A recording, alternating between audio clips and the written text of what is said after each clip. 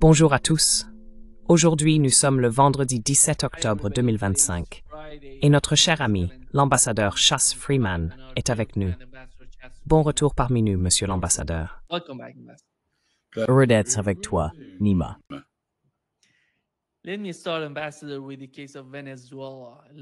Permettez-moi de commencer, monsieur l'ambassadeur, par le cas du Venezuela. Beaucoup d'informations, beaucoup de nouvelles en provenance du Venezuela. On parle du New York Times à chaque fois qu'ils publient un nouvel article. Ils ont affirmé que le président des États-Unis avait décidé d'autoriser la CIA à mener sa mission au Venezuela afin de renverser Maduro, le président du Venezuela. Ils ont publié hier ou aujourd'hui une histoire selon laquelle le Venezuela est prêt, Maduro est prêt, à coopérer avec Donald Trump en matière de pétrole, d'or, de minerais, de tout ce qu'il possède. Et ensuite, Donald Trump a simplement dit non, qu'il n'y avait aucune possibilité d'aller dans cette direction. Avant d'en venir à votre commentaire, voici ce que nous avons entendu du sénateur républicain Rick Scott, ce qu'il a déclaré sur Fox News. Rick Scott, what he said on Fox News. Je pense que si Maduro est intelligent, il va partir s'installer en Russie ou en Chine, quelque part comme ça, parce que ses jours sont comptés. Vous savez, le peuple vénézuélien ne veut pas de lui. Il l'a rejeté lors de la dernière élection. Il a volé l'élection. C'est un dictateur, un chef de cartel de la drogue. Donc ses jours sont comptés. Peu importe comment cela se fera, j'attends avec impatience le jour où il ne sera plus au Venezuela. Ce sera une excellente chose pour le monde.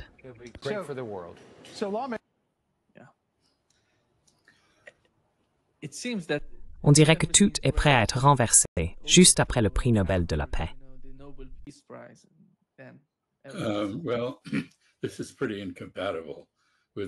Eh bien, cela est assez incompatible avec le prix Nobel de la paix, car c'est une reconstitution brutale de l'intervention américaine dans l'hémisphère. Je pense que beaucoup de gens conviendraient que Nicolás Maduro n'a pas été très bon pour le Venezuela. Ce n'est pas un dirigeant admirable à bien des égards, mais il est le dirigeant du Venezuela. Et c'est une question d'ambition démesurée, ou plutôt d'arrogance, pour un sénateur de Floride de déclarer qu'il est illégitime, qu'il doit être renversé et qu'il devrait se réfugier ailleurs. Qu'est-ce qui donne au sénateur de Floride le droit de dire cela? Soit nous avons un État de droit, soit nous n'en avons pas. Et il est assez clair que dans le cas du Venezuela, l'administration agit entièrement de manière unilatérale.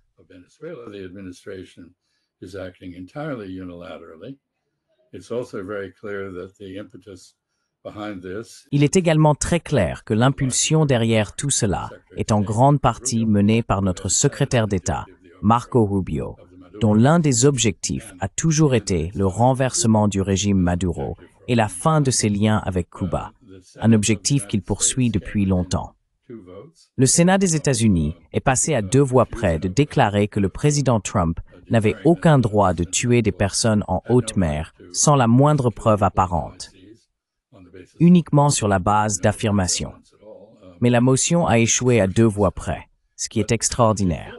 Cela démontre l'impuissance du Congrès américain, l'effondrement du système de frein et contrepoids dans la politique américaine et l'abandon par les États-Unis du droit international.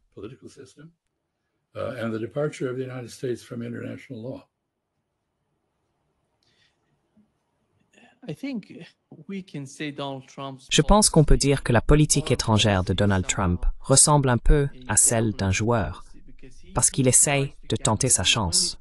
En ce qui concerne l'Iran, il a décidé de laisser Netanyahou attaquer l'Iran, pensant que Netanyahou renverserait le gouvernement là-bas. L'attaque contre Doha, à mon avis, c'était un geste énorme de sa part. Laisser Netanyahou attaquer à Doha pour tuer des dirigeants du Hamas. Et maintenant, dans le cas du Venezuela, penses-tu qu'il s'agit d'un nouveau pari pour Donald Trump?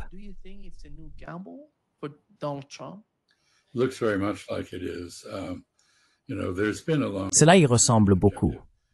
Vous savez, ça fait des décennies qu'il existe un objectif américain de longue date, sous des présidents démocrates comme républicains, visant à changer le gouvernement à Caracas. Cela n'a jamais abouti. Il y a eu des manœuvres assez audacieuses dans ce but, comme déclarer le président de l'Assemblée nationale véritable chef de l'État et soutenir divers candidats pour succéder d'abord à Hugo Chávez Frías, qui fut l'inspirateur du chavisme, une idéologie d'autocratie bolivarienne, puis à Nicolás Maduro, son adjoint, qui lui a succédé à la présidence. Aucune de ces tentatives de changement de gouvernement au Venezuela n'a réussi. None of these efforts to change the government of Venezuela have succeeded. And I think many of the premises on which American policy Et je pense que bon nombre des prémices sur lesquelles repose la politique américaine sont très discutables. Je ne crois pas qu'il soit juste de dire, comme l'a fait le sénateur Scott, que le peuple vénézuélien ne veut pas de Maduro. Il dispose d'une milice armée de 4,5 millions d'hommes et de femmes qui le soutiennent. C'est une part importante de la population urbaine du Venezuela. Bien sûr, les conditions au Venezuela, soumis depuis de nombreuses années à de lourdes sanctions des États-Unis, sont assez désastreuses. Environ 7 millions de Vénézuéliens ont fui le pays et cherché refuge ailleurs, y compris aux États-Unis, mais beaucoup d'entre eux dans d'autres pays, le Brésil, le Chili et ainsi de suite.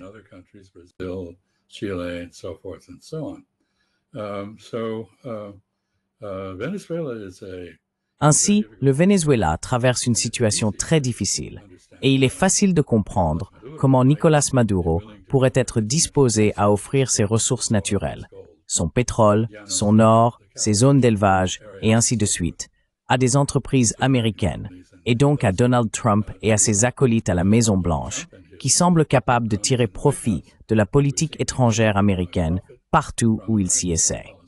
C'est très facile à comprendre. D'un autre côté, ce qui alimente cette antipathie envers le Venezuela n'est pas tant l'intérêt économique que l'idéologie. Plus précisément, l'antipathie envers Cuba et les objections à la relation que le Venezuela entretient avec Cuba. Il n'est donc pas surprenant que Donald Trump ne soit pas intéressé par un accord économique.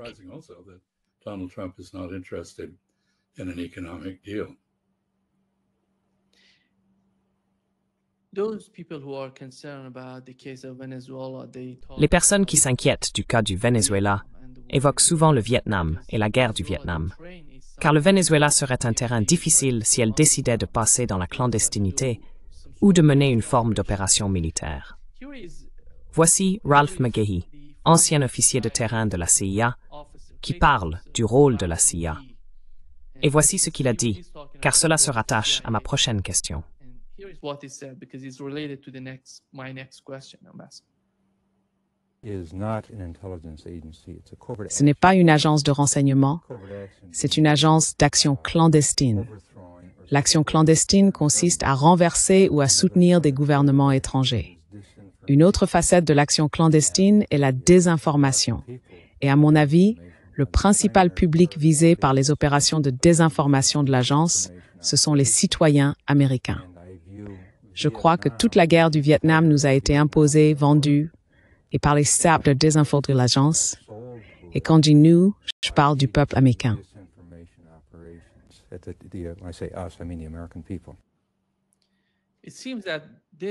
Il semble que cela reste la principale préoccupation pour de nombreuses personnes aux États-Unis lorsqu'elles voient ces conflits étrangers, même au Venezuela.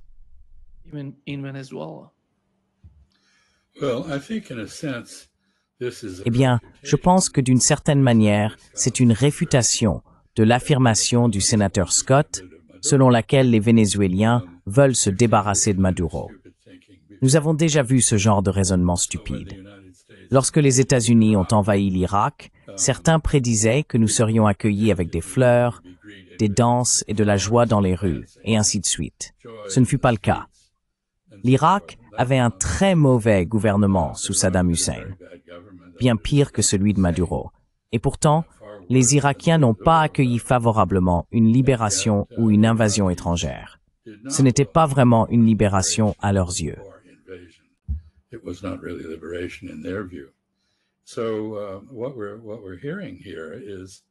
Ce que nous entendons ici, c'est que le peuple du Venezuela, tout comme celui du Vietnam, n'est pas en phase avec la vision que les Américains ont d'eux. Par conséquent, Entrer en guerre au Venezuela pourrait signifier s'engager dans un conflit de guérilla à long terme, avec de nombreuses pertes américaines et sans résultat utile. Je pense que c'est ce que M. McGee veut dire. En plus de souligner que la désinformation fait pleinement partie des actions clandestines et que malheureusement, surtout dans les circonstances actuelles, elle est largement dirigée vers le public américain. Very largely directed at American domestic audiences.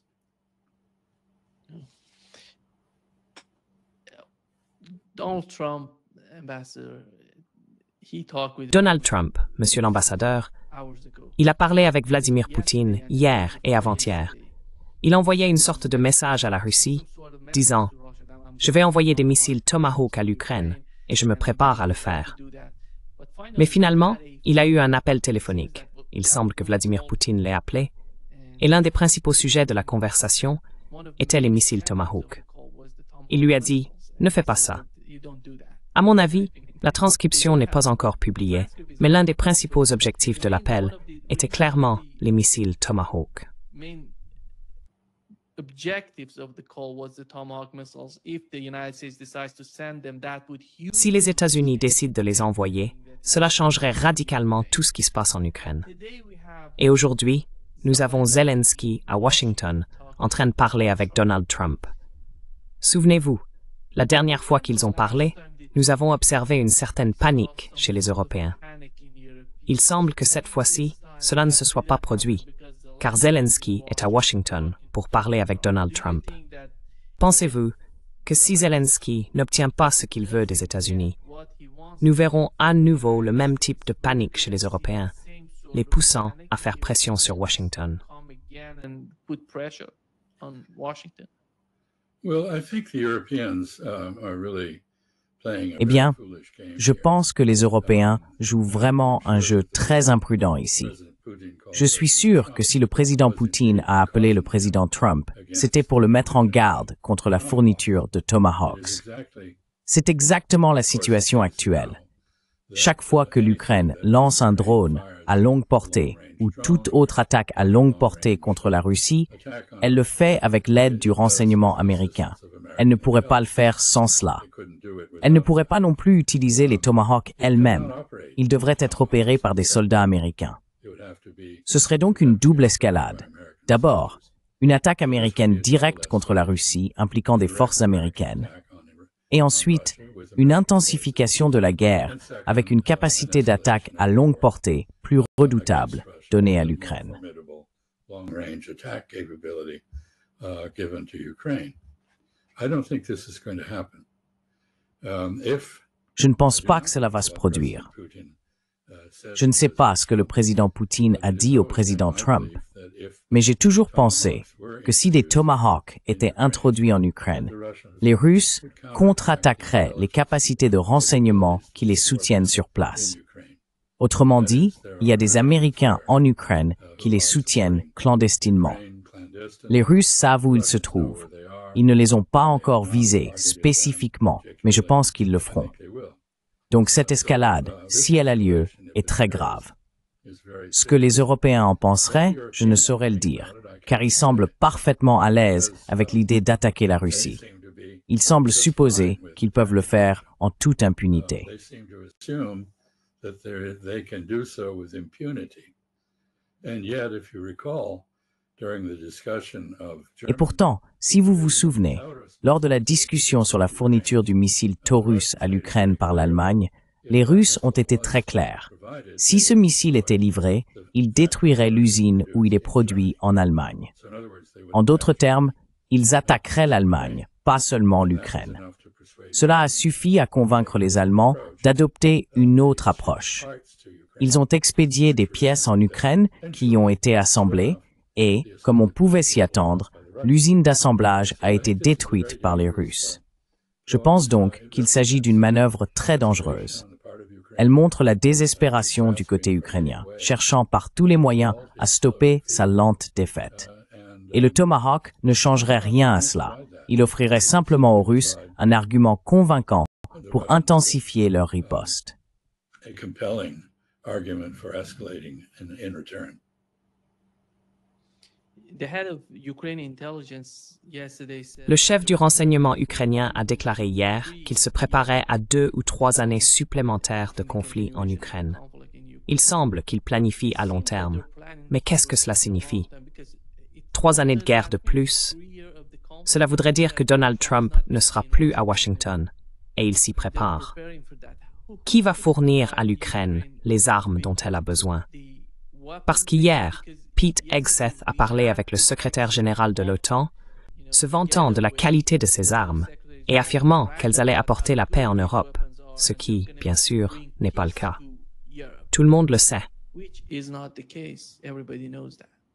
Well, we've had quite a history in Ukraine. Eh bien, nous avons eu en Ukraine toute une histoire de personnes affirmant que certaines Wunderwaffen, de merveilleuses nouvelles capacités dans un nouveau système d'armes, allaient tout changer. Et à plusieurs reprises, cela s'est avéré faux. Cela ne s'est pas produit. Il n'y a pas plus de raison de croire que cela se produira maintenant qu'il n'y en avait par le passé. Et enfin, je noterai simplement que le problème fondamental de l'Ukraine n'est pas l'armement. C'est les gens, la main-d'œuvre, des personnes formées pour manier les armes, des soldats entraînés pour tenir la ligne face aux avancées russes, qui sont des avancées d'infanterie, des infiltrations de petits groupes dans les positions ukrainiennes. Les Russes progressent sur l'ensemble du front, et l'Ukraine n'a tout simplement plus les effectifs, la main-d'œuvre nécessaire pour résister efficacement. Il n'y a rien que quiconque puisse faire à ce sujet. Les Européens ne sont pas prêts à envoyer leurs jeunes hommes et femmes se battre en Ukraine, pas plus que les Américains. L'Ukraine est donc seule sur ce plan, et elle a épuisé ses ressources humaines.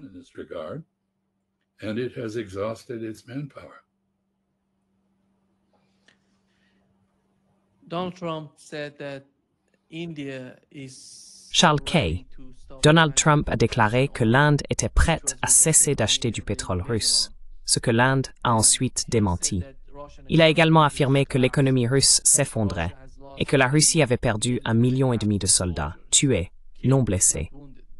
Quand vous voyez le président des États-Unis parler de cette manière, en inventant des faits, qu'est-ce que cela signifie? Comment va-t-il tirer profit de ce genre d'argument? Est-ce destiné au public auquel il s'adresse, ou est-ce quelque chose qu'il veut que tout le monde, en dehors des États-Unis également, entende et voit?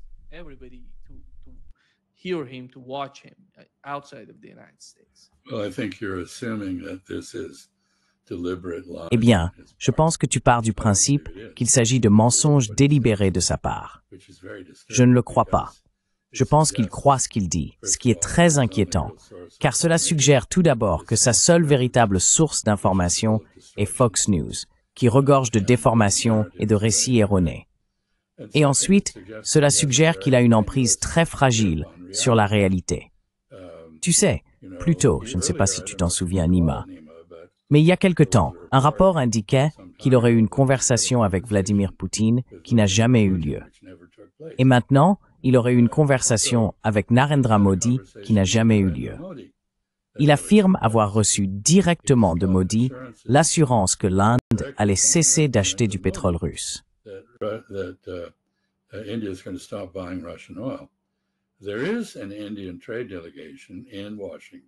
Il y a une délégation commerciale indienne à Washington qui essaye de négocier, et je ne sais pas ce qu'ils ont pu dire. Mais je pense que cette histoire d'un entretien direct avec Modi relève de l'imagination de Trump, qui s'emballe. De même, il a dit avoir parlé avec le Hamas. Je ne sais pas quand il aurait parlé avec le Hamas. Rien n'indique du côté du Hamas qu'il l'ait jamais fait. Et il affirme que le Hamas aurait dit « Oui, monsieur, nous allons nous désarmer ». C'est exactement le contraire de la position du Hamas.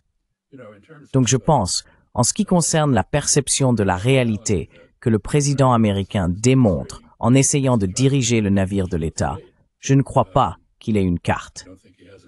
Je ne pense pas qu'il ait la moindre connaissance de ses eaux. Il navigue sur la base de la croyance plutôt que du savoir.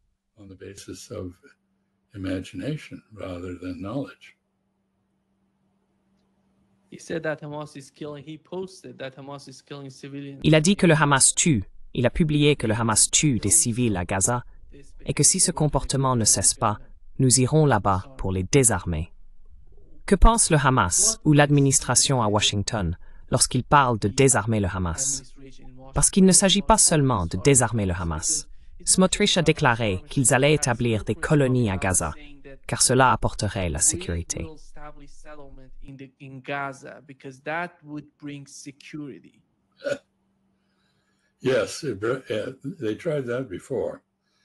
Oui, ils ont déjà essayé cela. Et Ariel Sharon a eu l'intelligence de se retirer de Gaza, car ça n'avait pas établi la sécurité. Cela avait instauré une provocation constante.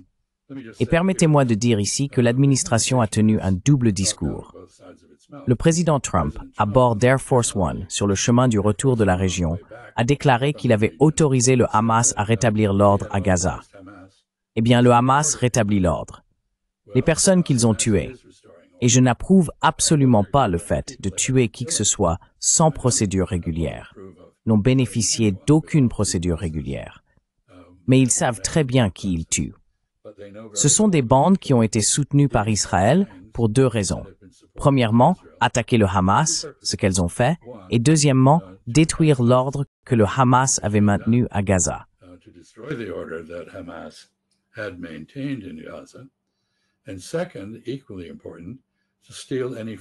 Et deuxièmement, tout aussi important, voler toute nourriture entrée à Gaza et la revendre à des prix gonflés, afin qu'Israël puisse prétendre que le Hamas volait la nourriture. Ce que nous avons entendu le Premier ministre Netanyahou affirmer à de nombreuses reprises. Les agences d'aide, celles qui sont au courant de ce qui se passe à Gaza, ont toutes déclaré que cela était totalement infondé. C'est donc un autre exemple de pensée illusoire, de confusion, et ainsi de suite. Je ferai simplement une dernière remarque. Israël n'a pas accepté de mettre fin à cette guerre. Il a accepté un cessez-le-feu, temporaire, première phase. Le Hamas n'a pas accepté de se désarmer. Le Hamas a, pas toujours, mais récemment, adopté la position selon laquelle il était tout à fait disposé à confier la gouvernance de Gaza à un groupe palestinien technocratique et à ne pas jouer lui-même un rôle prépondérant dans une coalition gouvernant Gaza ou le reste de la Palestine.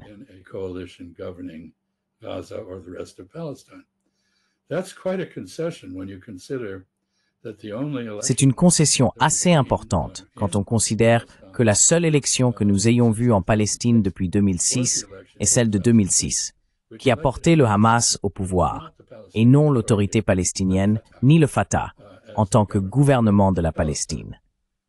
La réaction immédiate des États-Unis et d'Israël a été de renverser l'autorité du Hamas en Cisjordanie et de tenter de faire de même à Gaza, où ils ont échoué. Mais cela souligne un autre point. On ne peut pas parler de stabilité ou de paix sans l'adhésion des Palestiniens. Les Palestiniens doivent avoir leur propre autogouvernement et être engagés pour la paix avec Israël. Ils sont prêts à le faire. Israël, lui, ne semble prêt qu'à les anéantir. Et Donald Trump, à l'occasion, dit exactement ce que dit Netanyahou.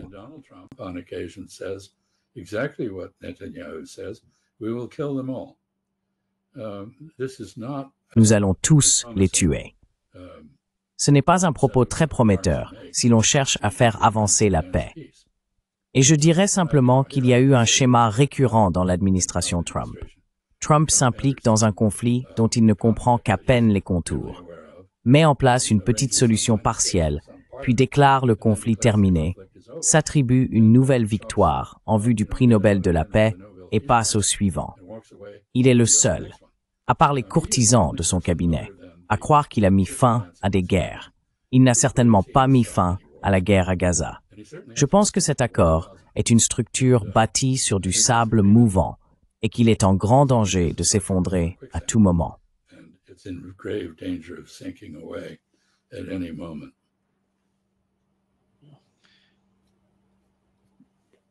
Est-ce que ça signifie qu'il y aura de nouvelles escalades avec l'Iran?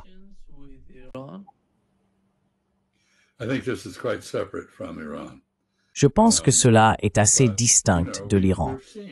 Mais vous savez, nous voyons à plusieurs reprises que Donald Trump ne désobéira pas à Netanyahou. Et Netanyahou est déterminé à attaquer à nouveau l'Iran. Quand? Je ne sais pas. Certains disent bientôt, d'autres disent l'année prochaine. Mais il ne fait aucun doute quant à la férocité des intentions israéliennes envers l'Iran et à leur volonté de provoquer un changement de régime là-bas, ce qu'ils essayent d'organiser depuis des années. Ils veulent enrôler les États-Unis dans cette entreprise. Il n'y a aucune raison de croire que Donald Trump ne s'alignera pas sur Israël, car il l'a fait sur toutes les autres questions et à toutes les autres occasions. Because he's done it on every other issue and occasion. We've learned that Iran has received Russian fighter jets. Nous avons appris que l'Iran a reçu des avions de chasse russes de différents types, des MiG-29 dans leur dernière version et des Su-35. Nous avons vu des images les montrant survolant Téhéran, la capitale de l'Iran. En ce qui concerne Netanyahou, Donald Trump aurait demandé au président israélien de lui accorder une grâce. Était-ce parce que cela pouvait aider la position de Trump, peut-être pour éviter une guerre directe avec l'Iran?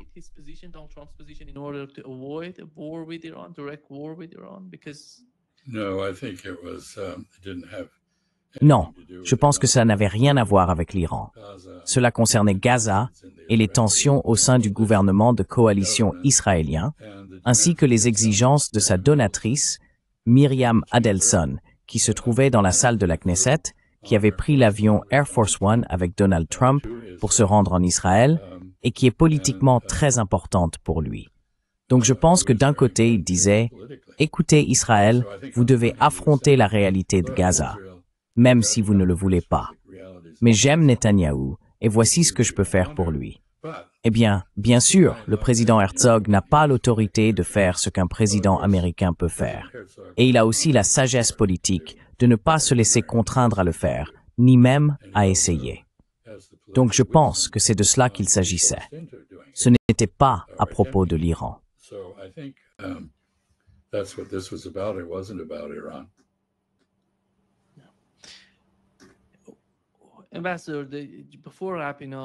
Monsieur l'ambassadeur, avant de conclure, le cas de la Chine est vraiment important. Nous avons reçu aux États-Unis des rapports indiquant que les agriculteurs sont très mécontents de la situation que Donald Trump a créée avec la Chine, car les exportations de soja qu'ils y envoyaient ont diminué de 51%. Et qui les remplace? C'est le Brésil qui prend la relève des États-Unis. Et l'Argentine. Et l'Argentine, ouais. So this is entirely predictable. C'est donc tout à fait prévisible. Et en fait, moi et d'autres l'avions prévu. Nous avons une longue histoire de cas similaires. Nous savons ce qui se passe lorsque les États-Unis interrompent l'exportation de grandes denrées agricoles. L'industrie brésilienne du soja, aujourd'hui très vaste et prospère, a été créée par Richard Nixon en 1973, lorsqu'il a interdit l'exportation de soja des États-Unis vers le Japon et d'autres pays, afin de manipuler les prix sur le marché intérieur. Les prix augmentaient à cause des exportations, et il voulait les faire baisser pour les matières premières destinées à l'alimentation animale.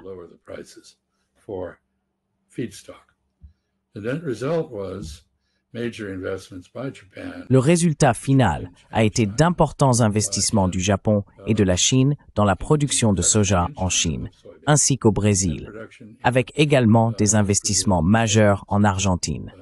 C'est donc simplement l'histoire qui se répète. Le fait est qu'on ne peut forcer personne à acheter quelque chose, surtout lorsqu'on a démontré qu'on est un fournisseur peu fiable. Et nous sommes des fournisseurs peu fiables. Si les agriculteurs américains, dont beaucoup ont voté pour Donald Trump, ne sont pas assez intelligents pour l'avoir compris, je suis vraiment surpris, car nous avons beaucoup d'agriculteurs intelligents aux États-Unis.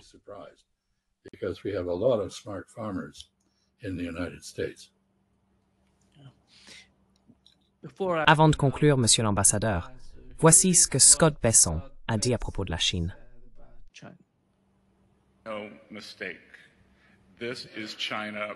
Pas d'erreur. C'est la Chine contre le reste du monde. Ils ont imposé ces contrôles à l'exportation inacceptable à tout le monde. La Chine est une économie dirigée et nous, ainsi que nos alliés, ne serons ni dirigés ni contrôlés. C'est une économie étatique et nous n'allons pas laisser un groupe de bureaucrates à Pékin tenter de gérer la chaîne d'approvisionnement mondiale. Well, of course, first of all, China is not a command and control. Eh bien sûr, tout d'abord, la Chine n'est pas une économie de type commandement et contrôle. C'est une simplification incroyable. La majeure partie de l'économie chinoise est guidée par le marché, par le secteur privé, et non par l'État. Et c'est une économie très créative. Le deuxième point, plus important encore, est que tout ce que la Chine a fait, et je le déplore, c'est imiter les États-Unis. Ce sont les États-Unis qui ont inventé les contrôles à l'exportation, qui vous disons que vous êtes un importateur brésilien de trousses médicales, de trousses de premier secours. Et dans cette trousse de premier secours, il y a un coton-tige, c'est-à-dire un écouvillon pour l'oreille, qui contient du coton provenant de l'Arkansas. Cela donne aux États-Unis le droit de vous dire que vous ne pouvez pas vendre cette trousse aux Argentins si les Argentins ne figurent pas sur notre liste blanche.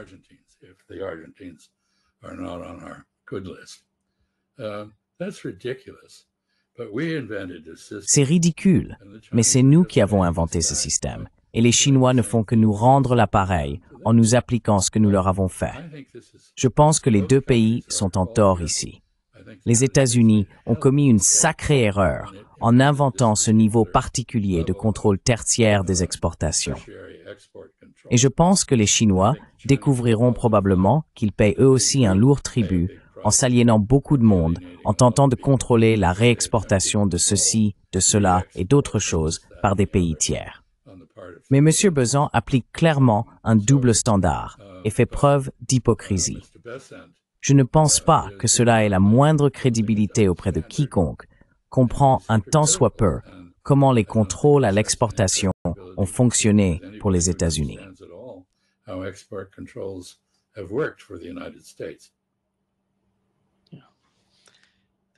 Merci beaucoup, Monsieur l'ambassadeur, d'être avec nous aujourd'hui. Un grand plaisir, comme toujours. Oh, good to see you, Nima. Keep up the good work. Ravi de te voir, Nima. Continue ton excellent travail.